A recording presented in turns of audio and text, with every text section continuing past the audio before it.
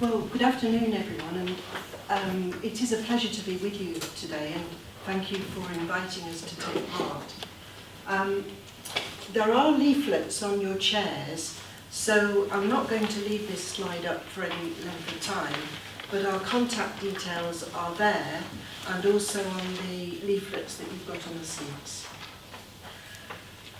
I'm just going to introduce a little bit about Chanasa and Chifundo.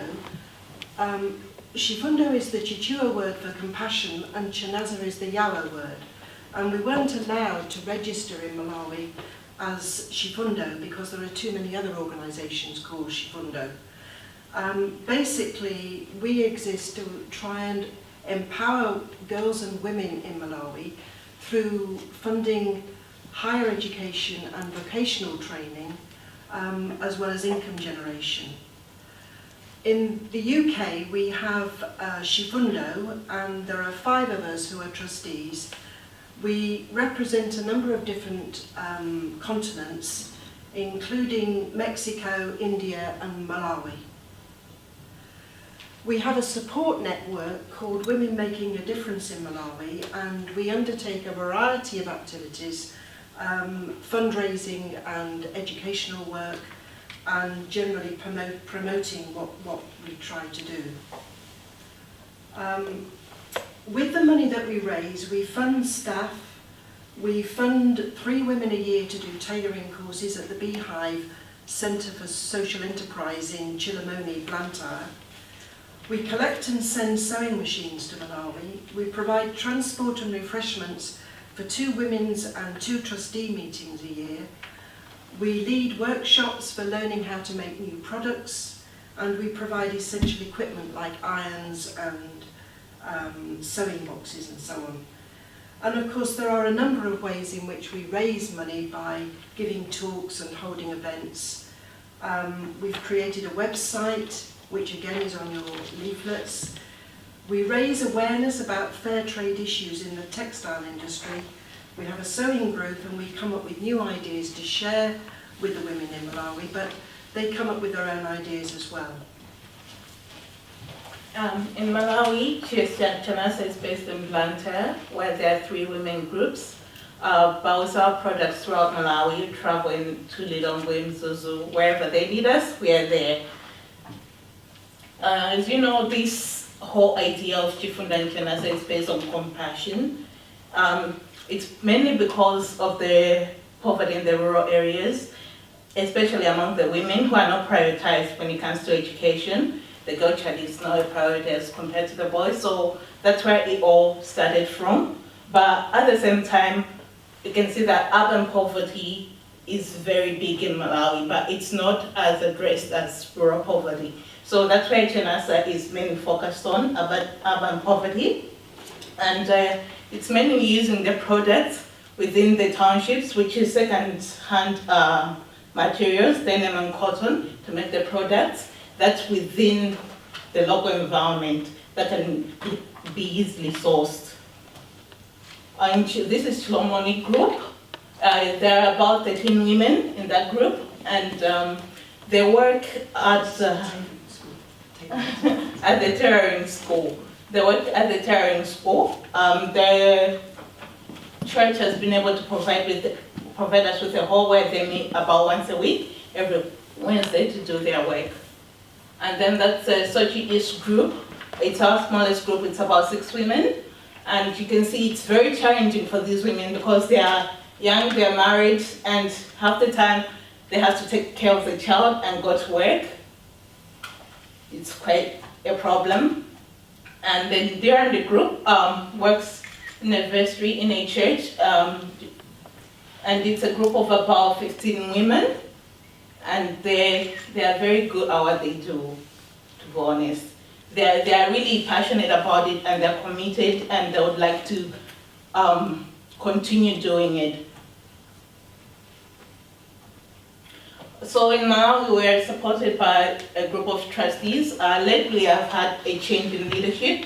Currently, the chairperson is Dr. Mary Shaw, and we have also had two new trustees, and one of the women in the women's group has joined as a representative for the women in the board of trustees, so that way at least we get to get the views from the women of what they want us to do. These are some of the products that we make, made in Malawi. All the products, everything is sourced in Malawi.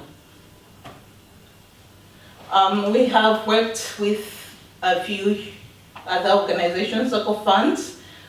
They wanted to establish their graduate association, so we were able to make Soko Fund bags to distribute as part of the package during the registration. We have also worked with College of Medicine. It was during their 25th anniversary for the Silver Jubilee, so we were able to make products, not just bags, but also stuff that they can do for dinner, like chair ties and tablecloths and the like, which was a new area for us, but it worked out well in the end.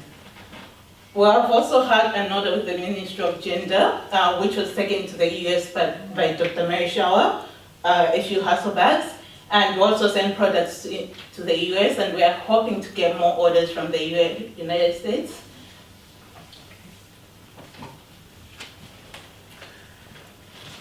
As you'll recall, in the past there's been a lot of concern about the hiking university fees in Malawi, particularly over the last 4 or 5 years. And we came up with an idea which will help the women in Chanasa, but it will also has the potential to help fund female university scholarships in Malawi. We were turned down the first attempt we made at Edinburgh University. There was a reason for this, and this is that the manager of the gift shop there had had a bad experience with a recycling project in Edinburgh, and also he said he didn't have space to store, a large amount of products.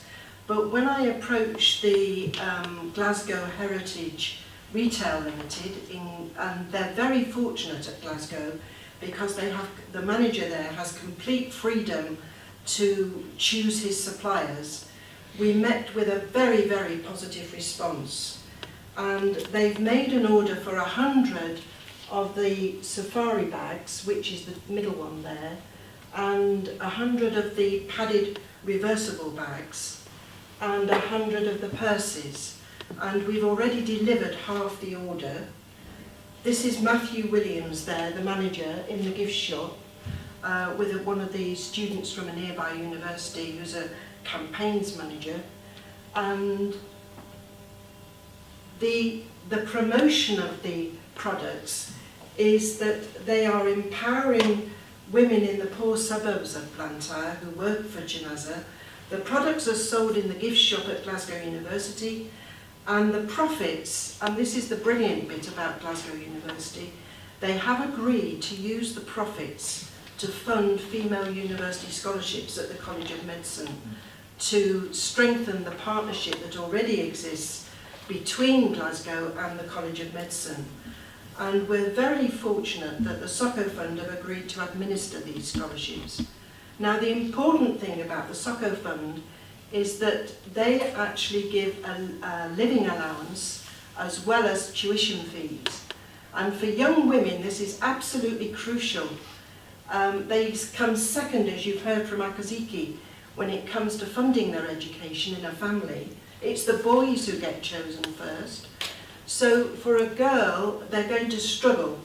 And the Soko Fund pay 100,000 kwachas a year to help them with their food and accommodation. So we're really pleased that the Soko Fund are administering these scholarships.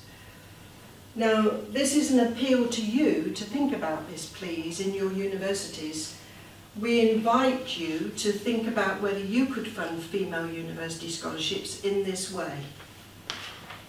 And the ways in which it could strengthen your partnership are that you'll be empowering these women in Blantyre.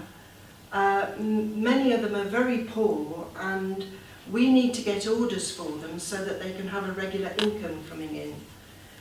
You will be supporting able but financially challenged girls to be supported as I've explained, you will be able to give out a message of altruism and social investment in Malawi on your leaflets and promotion of the products.